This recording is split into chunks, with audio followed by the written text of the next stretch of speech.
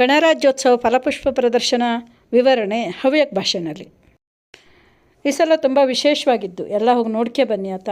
ಪೂರ್ಣಚಂದ್ರ ತೇಜಸ್ವಿಯವರ ಬದುಕು ಬರಹಗಳನ್ನು ಆಧರಿಸಿ ಇದ್ದು, ಎಲ್ಲಿ ನೋಡಿದರೂ ಮಲೆನಾಡಿನ ಚಿತ್ರಣನೇ ಇದ್ದು, ನಮ್ನಿ ಕಟ್ಟಿಗೆ ಗೊಂಬೆ, ಪೀಟಿ ಹುಳ, ಜೇನು ಹುಳ, ಗೂಬೆ, ನವಲು ಎಲ್ಲ ಮಾಡಿಟ್ಟಿದ್ದ.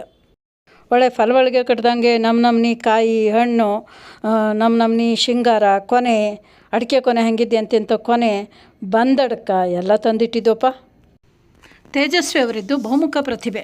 ಅವರು ಫೋಟೋನೂ ಹೊಡಿತಿದ್ರು, ಪಿಟಿಯಲ್ಲೂ ನುಡಿಸ್ತಿದ್ರು, ಗೆದ್ದೆ ಉಡಲು ಹೋಗ್ತಿದ್ರು, ಬರಹಗಾರರು ಆಗಿದ್ದರು. ಇಲ್ಲಿ ಮಂತ್ರಮಾಂಗಲ್ಯ ಕಲ್ಪನೆಯಲ್ಲಿ ತೇಜಸ್ವಿಯವರ ಮದುವೆ ನಡೀತಾ ಇದ್ದು, ಇನ್ನೊಂದು ಕಡೆ ತೇಜಸ್ವಿಯವರ ಕುಟುಂಬದವ್ರ ಫೋಟೋ ಇದ್ದು.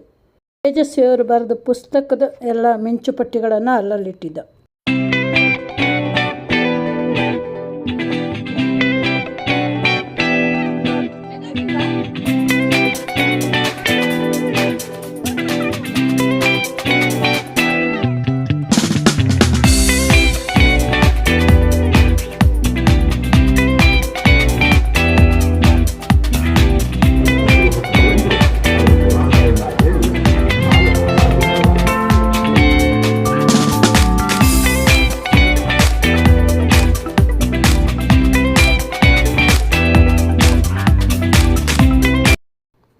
Thank you.